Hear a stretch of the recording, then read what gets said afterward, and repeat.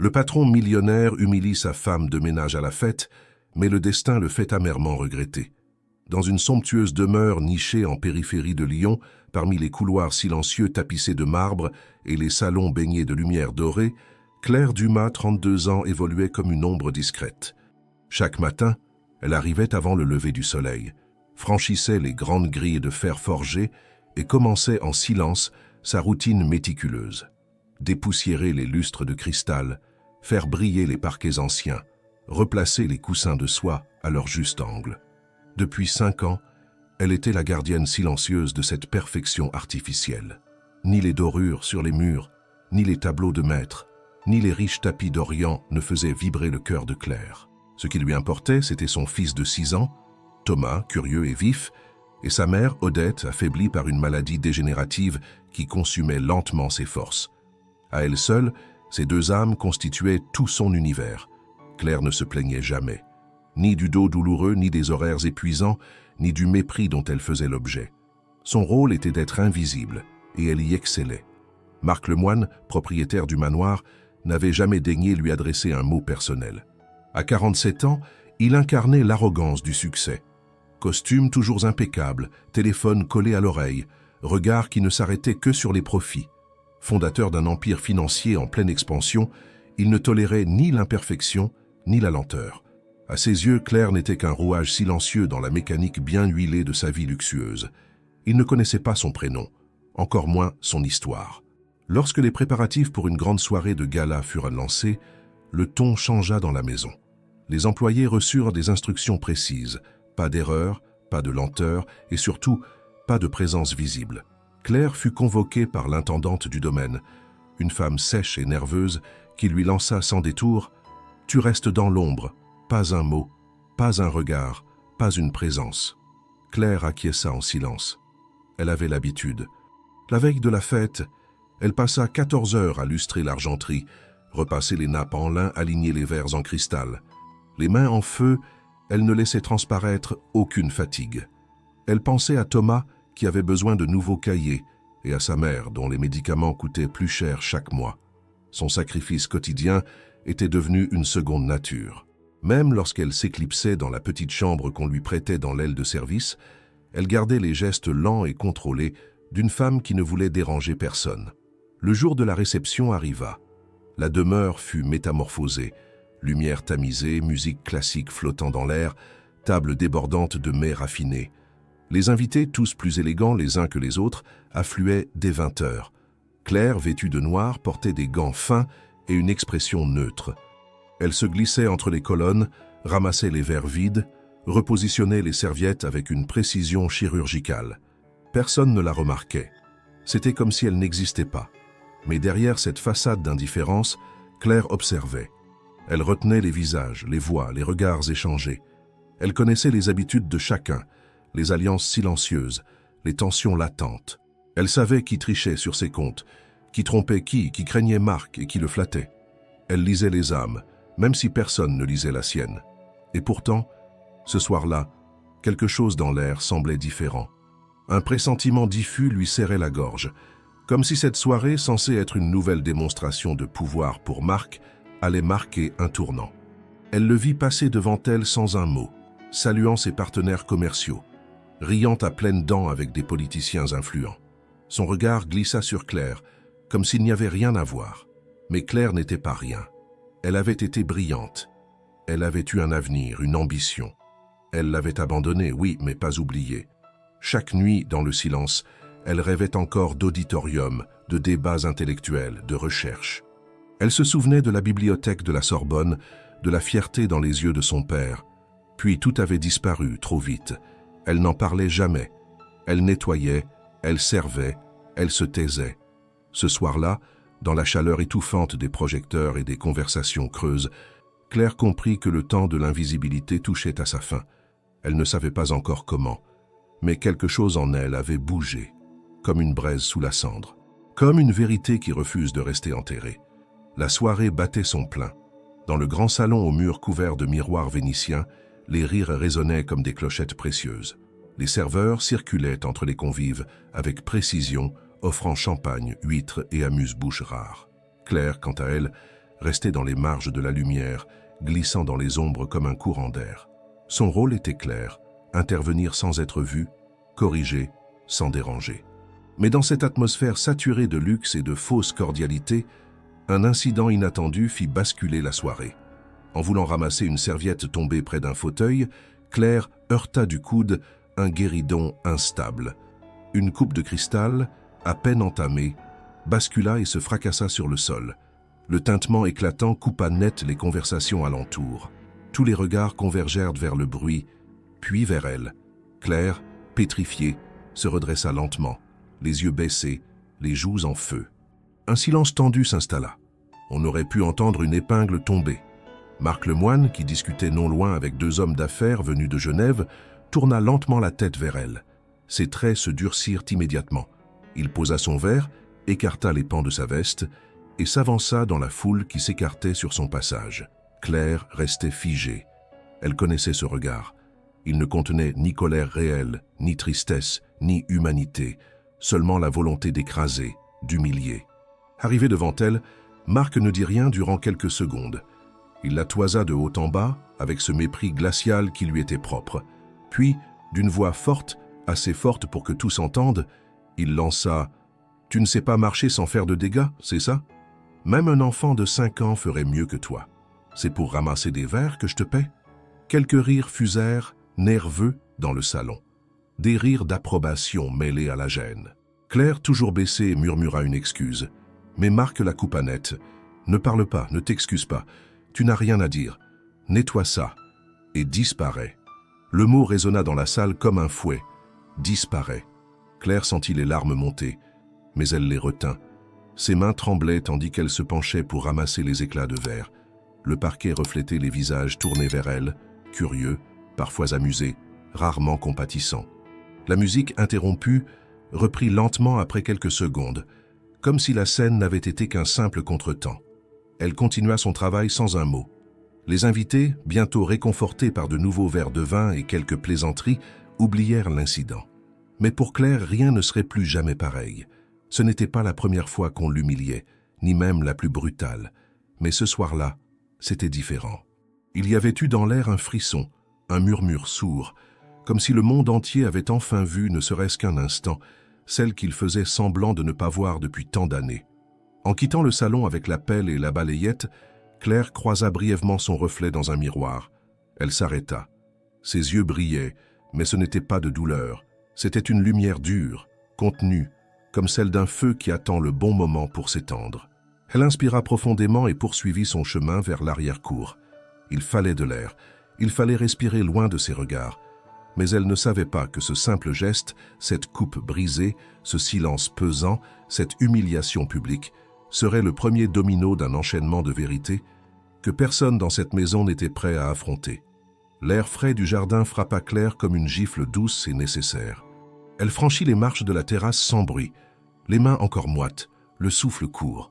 La musique et les éclats de voix s'éloignaient derrière elle, étouffés par les hautes baies vitrées et les haies taillées à la perfection. Dans l'obscurité tamisée par les lanternes suspendues aux arbres, elle trouva refuge près d'un banc de pierre entouré de rosiers.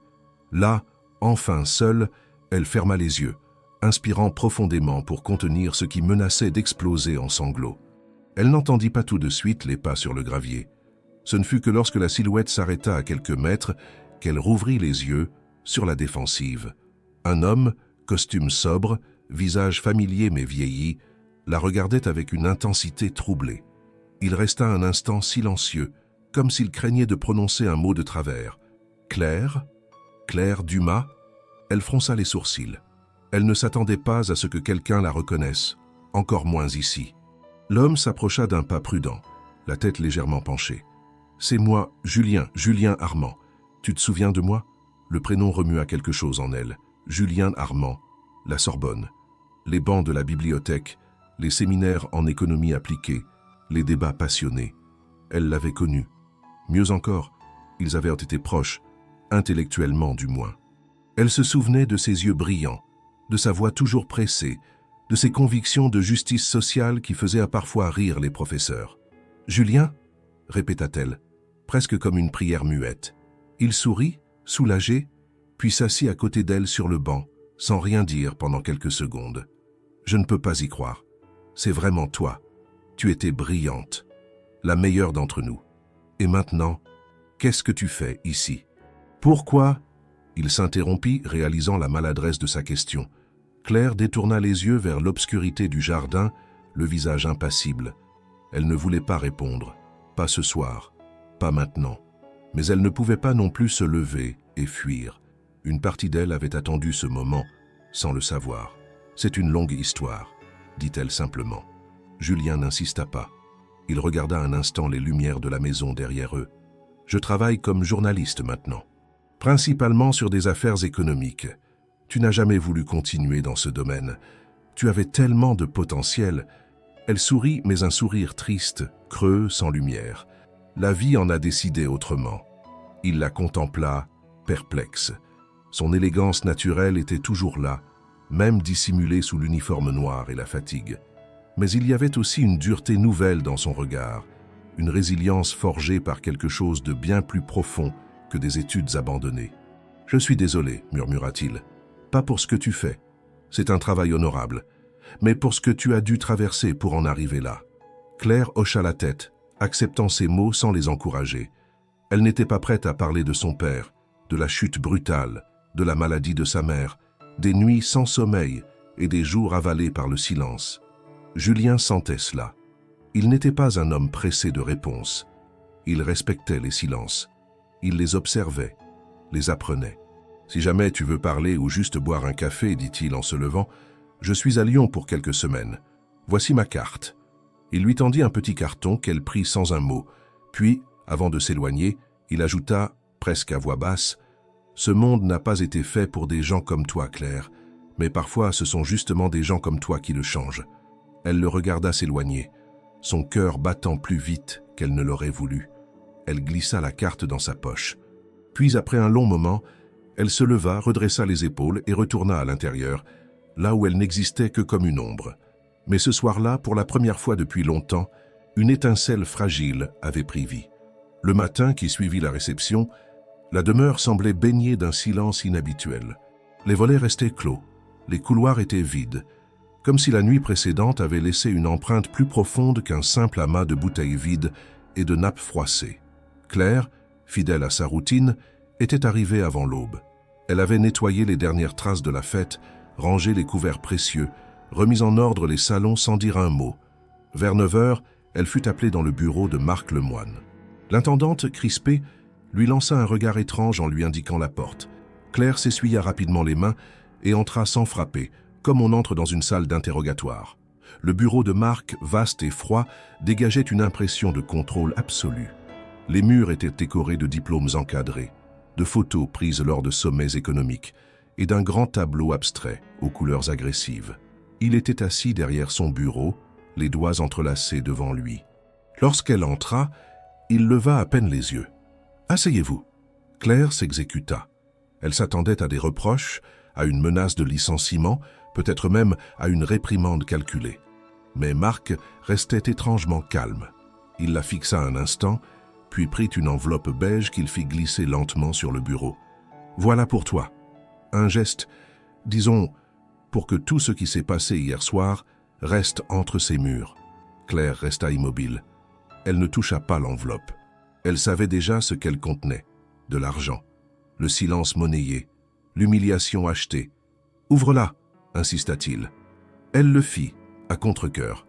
À l'intérieur, des billets soigneusement empilés. Une somme conséquente, suffisante pour couvrir plusieurs mois de traitement pour sa mère, mais insuffisante pour racheter la dignité qu'on lui avait volée devant une centaine de témoins. « C'est généreux » dit Marc, sur un ton qui ne souffrait pas la contradiction. « Et c'est aussi un avertissement. Je ne tolérerai pas que cette maison devienne un théâtre à scandale. Tu travailles ici. Tu as fait une erreur. Je suis prêt à oublier. Mais si tu décides d'en parler ailleurs, alors je serai obligé de prendre des mesures. » Claire leva les yeux vers lui pour la première fois.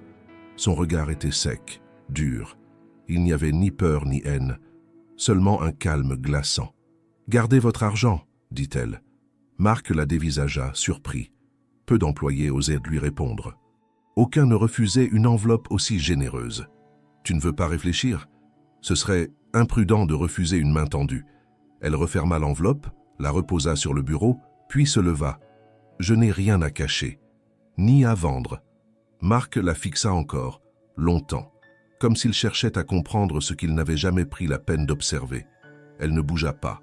Enfin, d'un geste brusque, il reprit l'enveloppe et la jeta dans un tiroir. « Très bien. Mais ne viens pas pleurer quand tu perdras ton poste. Le monde n'a pas de place pour les femmes fières et muettes. » Claire ne répondit pas. Elle tourna les talons et quitta la pièce sans se retourner.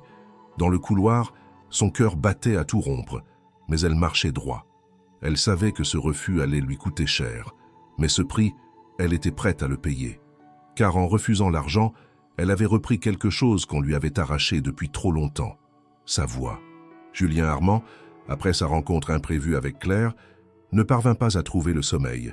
Son esprit tournait en boucle autour de cette femme autrefois brillante, aujourd'hui reléguée aux ombres d'un monde qui ne lui rendait rien de ce qu'elle méritait. Il se souvenait de ses exposés fulgurants à la Sorbonne, de la clarté de ses raisonnements économiques, de la manière dont elle remettait en question les paradigmes établis avec une aisance déconcertante. Elle avait été promise à un avenir d'exception, et pourtant il l'avait retrouvée là, soumise à l'arrogance d'un homme comme Marc Lemoine, réduite à ramasser des éclats de verre sous le regard moqueur d'une foule dorée. Julien, journaliste aguerri, formé à démêler les mensonges des puissants, sentit l'impératif instinctif de comprendre ce qui s'était passé. Qui avait volé l'avenir de Claire Dumas? Et pourquoi personne n'en savait rien? Il commença par consulter les archives universitaires. Il retrouva sans surprise des traces éclatantes.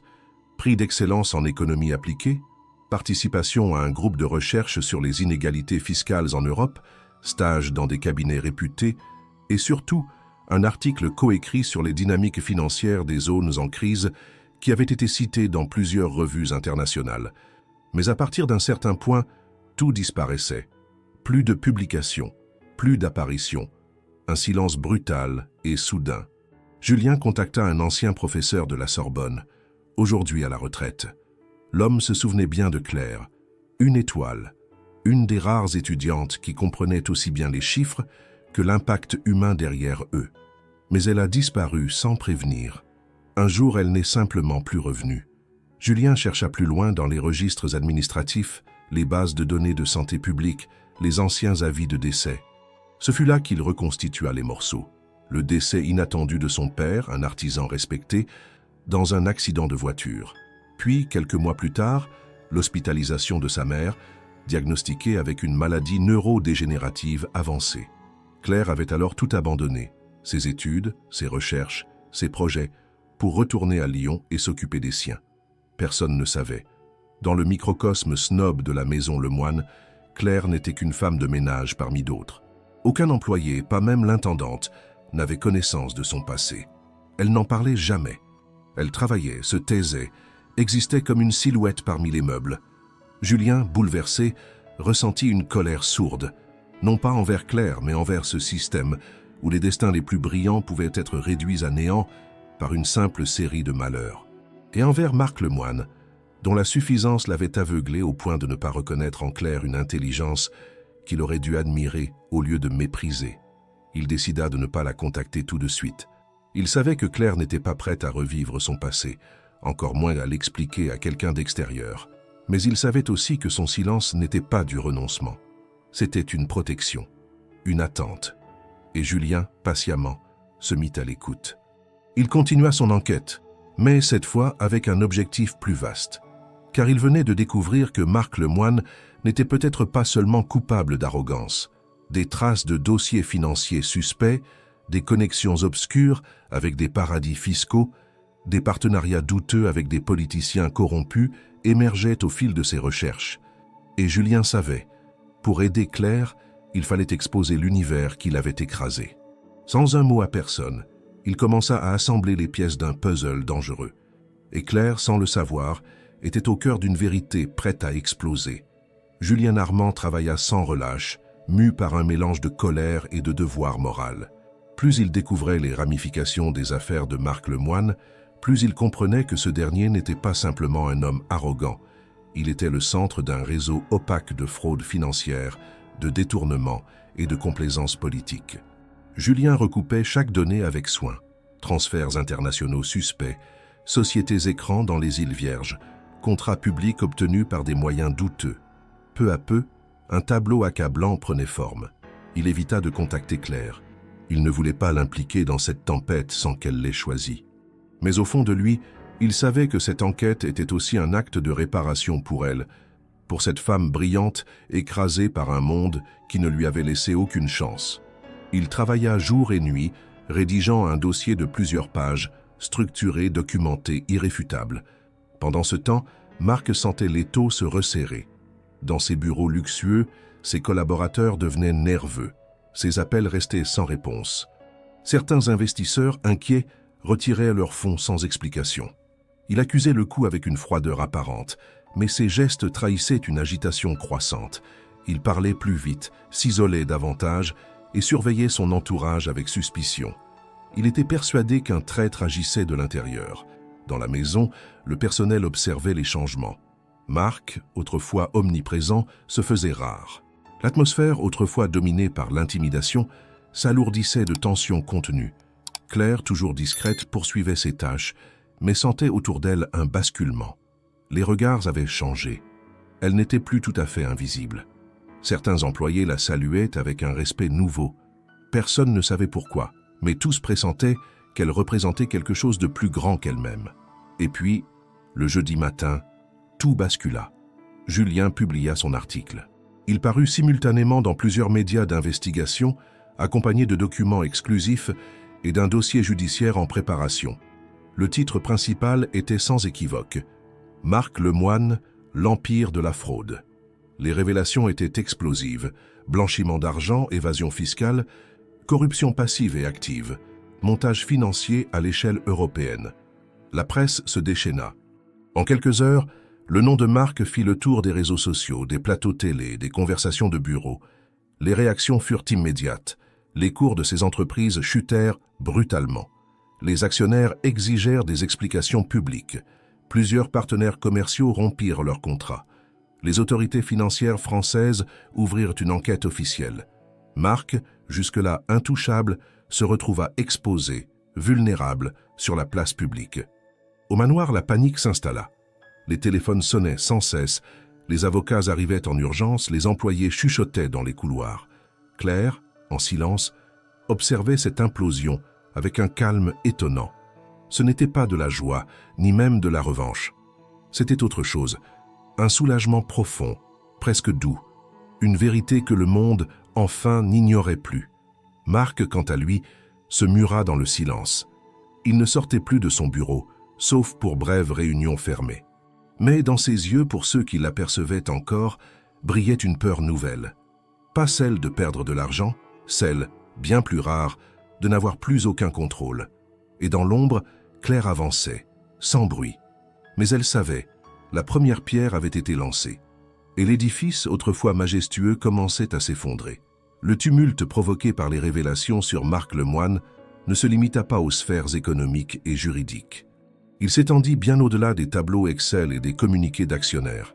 Dans les couloirs feutrés de son manoir, dans les coulisses de ses entreprises, une autre révolution se préparait, celle des voix trop longtemps étouffées. Tout commença par un simple message anonyme publié sur les réseaux sociaux. Une ancienne employée de Marc, licenciée 2 ans plus tôt sans justification, raconta une série d'humiliations subies au quotidien.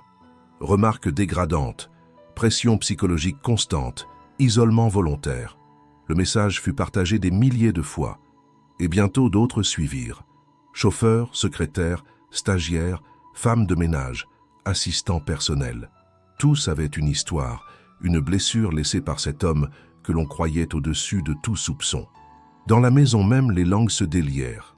L'intendante, d'abord réticente, raconta en privé à Claire les nombreuses fois où elle avait été convoquée simplement pour être rabaissée devant d'autres. Un jardinier avoua avoir été traité de manœuvre interchangeable. Même le majordome, figure silencieuse et loyale, confia un jour à Claire, d'une voix tremblante. Je croyais que c'était normal, qu'on devait se taire. Claire écoutait, toujours en silence. Elle n'encourageait pas, ne jugeait pas, mais son regard calme donnait aux autres la force de continuer, car elle était désormais perçue comme autre chose qu'une simple employée. Elle était devenue un point d'ancrage. Celle qui avait résisté au mépris, celle qui avait refusé l'argent, celle qui, sans dire un mot, avait tenu tête à l'intouchable. Julien suivait de près cette onde de choc. Il recueillait les témoignages, en validait l'authenticité et alimentait discrètement les articles de fond qui continuaient à faire trembler le monde feutré des affaires. Son téléphone ne cessait de sonner. Journalistes, procureurs, syndicats. Tous voulaient comprendre comment un homme aussi puissant avait pu agir ainsi pendant si longtemps sans être inquiété. Mais dans tout ce tumulte, Claire restait étonnamment stable. Elle continuait de travailler, même si on lui avait proposé à plusieurs reprises de quitter le poste. Elle refusait les interviews, les invitations à témoigner. Elle voulait rester à sa place, du moins pour l'instant. Non par peur, mais par sagesse. Elle savait que l'histoire n'était pas encore terminée. Un matin, alors qu'elle sortait du pavillon de service pour aller nourrir les animaux, elle trouva, glissée sous la porte, une enveloppe sans nom. À l'intérieur, une lettre manuscrite courte. « Merci. Vous m'avez donné la force. J'étais comme vous, invisible. Aucune signature, juste un mot, simple et sincère. » Claire serra le papier contre elle, le cœur serré. Elle n'était plus seule. La chute de Marc ne se mesurait plus en chiffres, mais en silence brisé, en regard relevé, en paroles enfin prononcées. Et même s'il ignorait encore l'ampleur de ce soulèvement, quelque chose dans le regard de ses employés lui renvoyait désormais une vérité insoutenable. Il n'inspirait plus la peur, il inspirait la pitié. L'écho des révélations continuait de s'amplifier dans toute la France. Les médias généralistes s'emparèrent du scandale. Les plateaux télé débattaient chaque soir du cas Lemoine et les hashtags dénonciateurs faisaient la une des tendances nationales. Julien Armand, jusque-là resté dans l'ombre malgré son rôle central, reçut une invitation d'une chaîne de télévision nationale pour une émission de grande audience, un débat en direct sur l'éthique dans le monde des affaires et les mécanismes du silence institutionnalisé. Il accepta, mais à la veille de l'émission, il prit une décision qui allait tout changer. Il se rendit discrètement à la maison de Claire, un petit appartement modeste situé dans une ruelle tranquille près de la Croix-Rousse. Elle l'accueillit, étonnée mais sans méfiance. Julien s'installa dans sa cuisine exiguë, observa les dessins de Thomas accrochés au frigo, les piles de médicaments sur le buffet, la vie discrète et résiliente qui s'y déroulait. « Je vais parler demain soir, en direct, de Marc, de tout. Mais j'aimerais que ce soit toi, Claire, qui raconte ton histoire.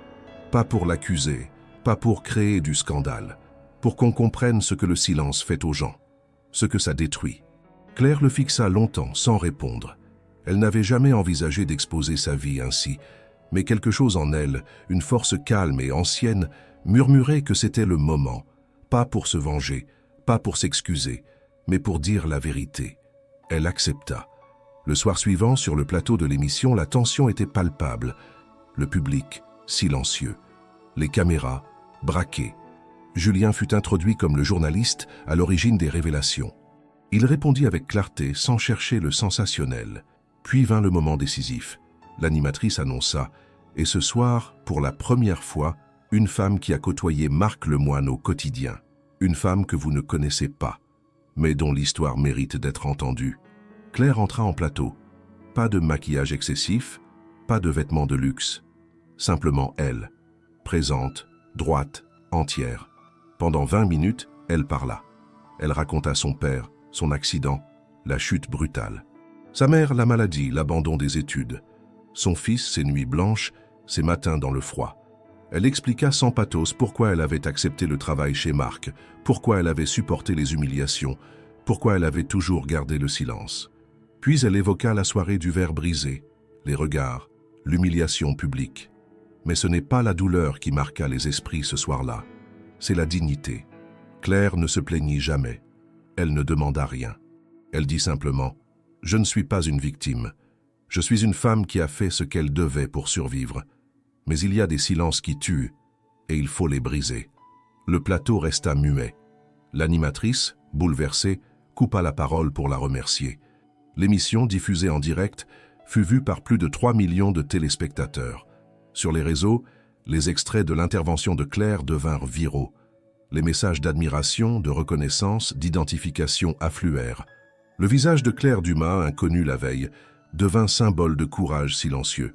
Marc, seul dans son bureau, regarda l'émission du début à la fin. Il ne dit rien. Mais son regard, pour la première fois, se brisa. Dans les jours qui suivirent l'émission, la France entière vibra encore sous le choc du témoignage de Claire. Des éditoriaux louaient son courage. Des associations de défense des droits des travailleurs la citaient dans leurs campagnes. Des milliers de messages affluaient chaque heure sur les réseaux, tous réclamant justice et reconnaissance. On voulait l'entendre davantage, on voulait la comprendre. Mais Claire, fidèle à elle-même, se retira dans le silence. Elle retourna à sa vie simple, évitant les journalistes et les caméras. Elle continuait son travail au manoir, mais quelque chose avait définitivement changé. Plus personne ne l'ignorait. Chaque employé la saluait avec respect. L'intendante s'adressait à elle avec prudence. Et même les invités, lorsqu'il en restait, détournèrent les yeux, gênés lorsqu'ils la croisaient. Mais c'est chez Marc Lemoine que le silence devint insupportable. Il avait regardé l'émission seul, enfermé dans son salon privé, le visage figé. Claire n'avait prononcé son nom qu'une seule fois, et jamais avec haine. Pourtant, chaque mot l'avait écorché. Il s'était reconnu dans chaque allusion, chaque geste raconté, chaque silence subi. Pour la première fois de sa vie, il avait vu le reflet de ce qu'il était aux yeux des autres, non pas un génie des affaires, mais un homme vide, cruel par négligence, arrogant par peur. Il tenta de répondre, maladroitement. Dans une vidéo filmée dans son bureau, il s'adressa à ses abonnés comme il le faisait lors de ses conférences d'entreprise. Il parla de malentendus, de pression du monde des affaires, de propos sortis de leur contexte, mais le ton était faux. Le regard fuyant, la vidéo ridiculisée devint rapidement un exemple de tout ce qu'il ne fallait pas faire. Les conséquences ne se firent pas attendre. Ses partenaires, déjà méfiants, l'abandonnèrent définitivement. Ses soutiens politiques, embarrassés, se distancèrent. Les banques gelèrent plusieurs de ses comptes en attendant l'audit. Et dans un geste symbolique, l'une des fondations culturelles qu'il finançait depuis 10 ans retira son nom de leur salle principale. Il tenta de joindre Claire. Il envoya une lettre par coursier, puis une autre par avocat, proposant une conversation honnête. Elle ne répondit jamais. Chaque soir, Marc errait seul dans les couloirs de son manoir. Les pièces autrefois animées résonnaient de vide. Les objets qu'il avait accumulés, tableaux, sculptures, souvenirs de voyage, semblaient désormais appartenir à un musée fermé. Il s'arrêtait souvent devant la cuisine, là où Claire travaillait jadis en silence. Il se souvenait de l'avoir croisée, ignorée, humiliée, et ce souvenir le rongeait. Il comprenait trop tard, il ne possédait plus rien. Son empire était fissuré, ses relations brisées, et son nom désormais était associé non pas à la grandeur, mais à l'oubli moral. Et pendant que Marc s'enfonçait dans une solitude glacée, Claire retrouvait peu à peu le goût des jours. Son fils riait davantage. Sa mère, grâce à un traitement désormais régulier, avait repris un peu de force.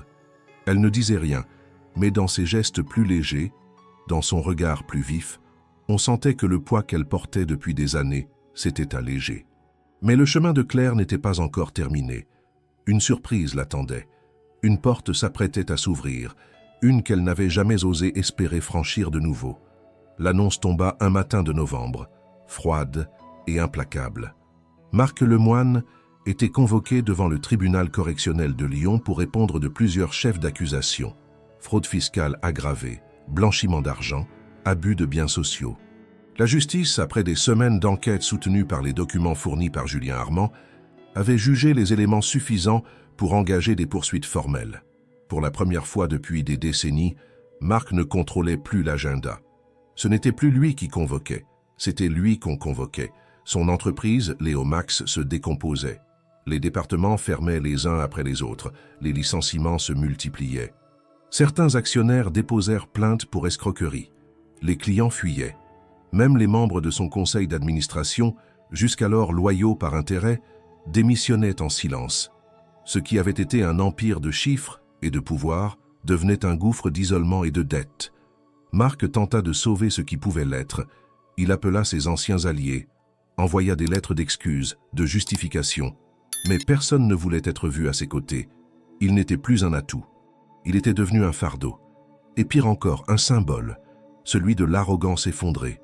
Dans un moment de faiblesse, il pensa à Claire. Il revit son regard droit, lorsqu'elle avait refusé l'enveloppe. Son silence, plus fort que tous les cris. Il demanda à son assistant, l'un des rares à ne pas avoir encore démissionné, de prendre contact avec elle. Non pas pour la manipuler, mais pour la voir, lui parler, comprendre. Peut-être même demander pardon. Claire refusa. Elle ne voulait rien de lui. Pas de justification, pas de conversation, pas même de confrontation. Elle n'était plus sous son autorité. Elle n'était plus une subalterne qu'on pouvait convoquer. Marc accusa le coup. C'était la première fois, peut-être dans toute sa vie adulte, qu'on lui refusait quelque chose d'aussi simple qu'un mot. Il comprit alors, dans ce refus, la véritable mesure de sa défaite. Pendant ce temps, Claire continuait de reconstruire, patiemment. Elle travaillait encore, mais moins. Elle passait plus de temps avec son fils, accompagnait sa mère à l'hôpital, écrivait des lettres qu'elle n'envoyait pas. Julien lui rendait parfois visite. Leur lien, respectueux et discret, s'était renforcé. Il ne cherchait rien. Il offrait seulement sa présence et Claire l'acceptait. Un jour, Julien arriva avec une enveloppe. Il la tendit à Claire sans mots. À l'intérieur, une lettre manuscrite. Elle provenait d'une prestigieuse université suisse, à Genève. Une offre officielle, bourse complète pour reprendre ses études, dans un programme de recherche appliquée en économie sociale. Une ancienne collègue de Julien, ayant vu l'interview de Claire, avait proposé sa candidature sans lui dire. Le comité avait été impressionné. L'offre était sans condition. Claire relut la lettre plusieurs fois, le souffle court. Elle n'avait jamais rêvé si loin. Et pourtant, c'était là, réel, offert. Julien, debout près de la fenêtre, n'intervint pas. Il savait que cette décision ne pouvait venir que d'elle. Et dans le silence, Claire sut. Il était temps de tourner la page. Pas de fuir, mais de choisir enfin ce qu'elle voulait. Avant de partir, elle reçut une dernière enveloppe. Celle-ci, sans nom d'expéditeur, contenait une lettre de Marc, écrite à la main, tremblante. Il y disait son regret, non pour les pertes, non pour le scandale, mais pour n'avoir jamais vu la personne qu'elle était. Il ne cherchait pas de pardon. Il voulait seulement que ces mots existent. Claire lut la lettre sans larmes. Elle la plia doucement et la rangea dans un tiroir. Elle ne répondit pas. Elle n'en avait plus besoin. Le départ fut discret. Un matin d'hiver, encore embrumé, Claire boucla sa valise. Quelques vêtements, quelques livres, les dessins de Thomas, une boîte de lettres précieusement gardée. Elle laissa les clés du petit appartement sur la table et vérifia une dernière fois que sa mère avait tout ce dont elle avait besoin. Odette, désormais suivie par un centre de soins coordonné à Genève, lui serra la main sans dire un mot. Son regard suffisait. Thomas, emmitouflé dans son manteau, ne posait pas de questions. Il avait compris, avec l'intelligence silencieuse des enfants, que quelque chose de grand se passait. Il tenait contre lui une peluche fatiguée, témoin de nuits difficiles et de rêves qu'on n'ose pas encore formuler. Le train pour Genève glissa hors de la gare de Lyon à 8h20. Claire regarda la ville s'éloigner par la vitre, son reflet lui renvoyant un visage fatigué mais apaisé. Elle ne fuyait pas, elle avançait.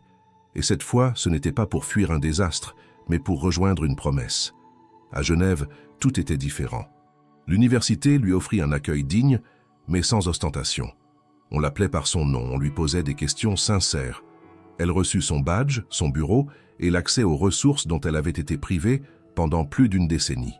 Les murs des amphithéâtres, les couloirs aux affiches multilingues, les bibliothèques pleines de savoir, tout lui semblait à la fois étranger et familier, comme une mémoire réveillée. Claire s'investit immédiatement. Elle travaillait la nuit, rattrapait les dernières évolutions théoriques, reprenait ses recherches sur les modèles économiques alternatifs, mais cette fois, quelque chose avait changé. Elle ne cherchait plus à prouver quoi que ce soit.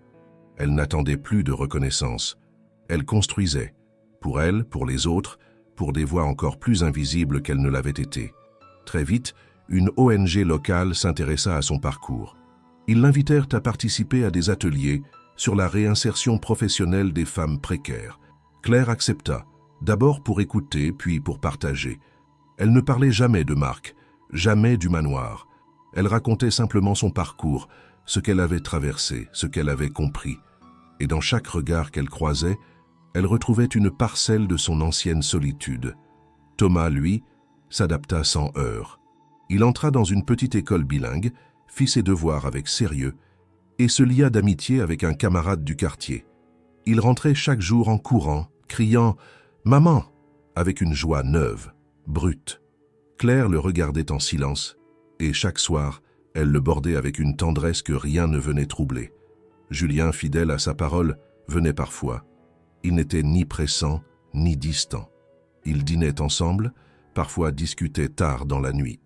Il la soutenait sans l'écraser, et son respect profond tissait entre eux un lien indéfinissable, plus fort que l'amitié, plus fragile qu'un amour déclaré.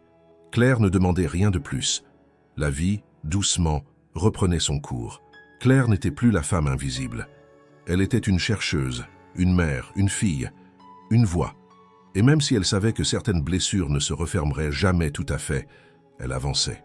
Mais quelque part, à plusieurs centaines de kilomètres de là, un homme, seul dans un bureau vide, n'avait pas oublié.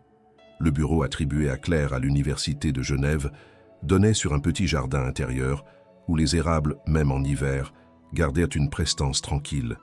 Elle s'y asseyait souvent après ses cours, un carnet sur les genoux, observant les étudiants pressés, les professeurs en discussion.